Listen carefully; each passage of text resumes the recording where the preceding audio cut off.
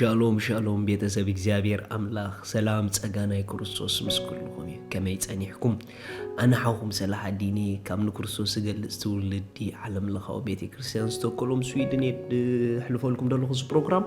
ሎሚ ድማ ነዚ መዓልቲ ዝኸውን ናይ ሓይሊ ቃል ክንካፈል ኢና ኣብ ስቶክሆልም ትነብሩ ሰባት ዓርቢ ቀዳም ፕሮግራም ኣለና ቸርች መጺኹም ሓቢርኩም ምሳና ክትካፈሉ ክዕድመኩም ደስ ይብለኒ ዓርቢ ካብ ሰዓት 6 ቀዳም ድማ ካብ 10 ፈረቓን ማለት እዩ ሎሚ ንካፈሎ ቃል ካብ ሓጎስ ኣይንውረድ ትብል እዩ ካብ ሓጎስ ኣይንውረድ ሃሌሉያ ካብ ሓጎስ ኣይንውረድ መጽሓፍ ክዛረብ ከሎ ነህምያ 8 ከምዚ ኢሉ ተቕስጫዓተ Thank you Jesus ኩሎም እቶም ህዝቢ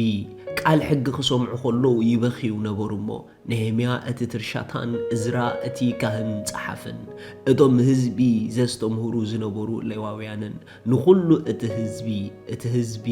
እዛ መዓልቲ እዚኣ ንእግዚአብሔር ኣምላኽኩም ተቐዲሳ እያ እሞ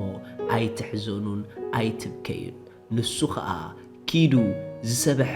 ብልዑ ዝጠዓመ ድማ ስተዩ ነቶም ዘይብሎም ከዓ ጊዲኦም ስደድሎም እዛ መዓልቲ እዚኣ ንጎይታ እተቐደሰት እያ እሞ ሓጎስ እግዚአብሔር ሓይልኹም እዩ ኣይትጓሃዩ በሎም ርኢኹም ለካ ሓጎስን ጓህን ምርጫ እዩ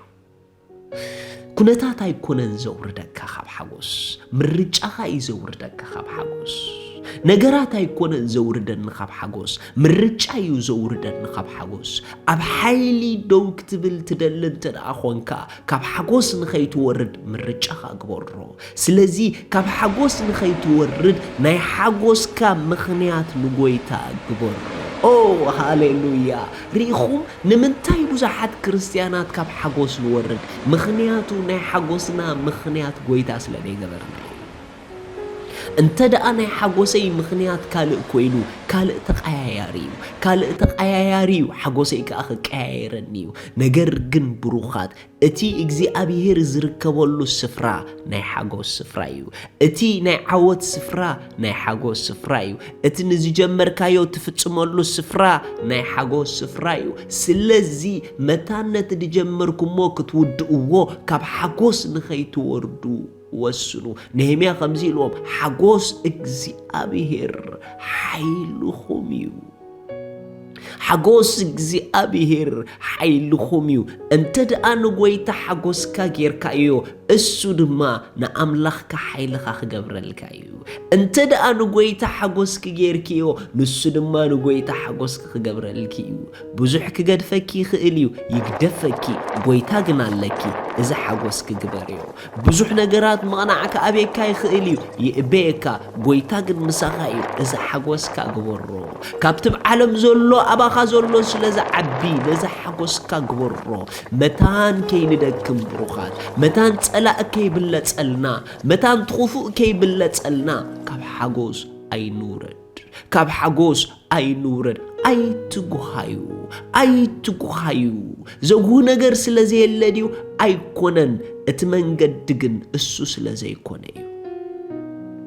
ንጓሂ ኣብ ጓሂ ኾንካ ኣይትስዕሮን ኢኻ ንጓሂ ኣብ ሓጎስ ኮንካ ኢኻ ትስዕሮ ኣይትውረዲ ካብ ሓጎስ ስለ ደቅኺ ካብ ሓጎስ ኣይትውረዲ ስለ ናብራኺ ካብ ሓጎስ ብጎይታ ዘለኪ ኣይትውረዲ ኣገልገልቲ ብኣገልግሎትኩም ካብ ሓጎስ ኣይትውረዱ እወ ኣገልግሎት መዓት ዘጨንቕ ነገር ኣለዎ እወ ኣገልግሎት ብዙሕ ዘድክም ነገር ኣለዎ እወ ኣገልግሎት ብዙሕ ዓቕልኻ ዘጽብብ ነገር ኣለዎ ነገር ግን ኣይትውረዱ ካብ ሓጎስ ኣይንውረድ ካብ ሓጎስ ምኽንያቱ ሓይልና ኣብ ሓጎስ እዩ ዘሎ ብጎይታ ክንደይ ግዜ ተሓጎሱ ኩሉ ግዜ ንምንታይ መታን ኩሉ ግዜ ክትዕወቱ ትዝገርመኩም ተቃል ከም ዝብል ቀፂሉ ረእይዎ እቶም ሌዋውያን ከዓ ኩሎም እቶም ህዝቢ እዛ መዓልቲ እዚኣ ቅድስቲ እያ እሞ ስቕበሉ እዛ መዓልቲ እዚኣ እንታይ ቅድስቲ እያ ብኻልእ ኣዘራርባ ኩለን እንድተሓጎስ ክለን መዓልታት ንኣምላኽ ክተቐዲሰን ኣልክእን ንኣምላኽ ክተቐዲሰን እየን ማለት ኣምላኽ ክቆጻጸረን ሓሳቡ ከፍስሰለን ፍቓዱ ከፍስሰለን ዕድል ክረክብ እዩ ንዕኡ ስለትፈልየን ደለኺ ንመዓልትና ከመይ ጌርና ኢና ንኣምላኽ ንቕድሳ ብኣምላኽና ብምሕጓስ ኣይትጉሃዩ ኢሎም ኣህድእዎም ኩሎም እቶም ህዝቢ ድማ ዝነገርዎም ቃል ኣስተውዒሎም እዮም እሞ ክበልዑን ክሰትዩን ግዴታት ከዓ ክሰዱን ዓባ ሓጎስ ክሕጎሱን ኪዱ ብሩኻት ዓባ ሓጎስ ክትሕጎሱ ግን ከይትጎህዩ ካብ ሓጎስ ኣይትውረዱ ኣምላኽ ሓይልኹም መታን ክኸውን ሻሎም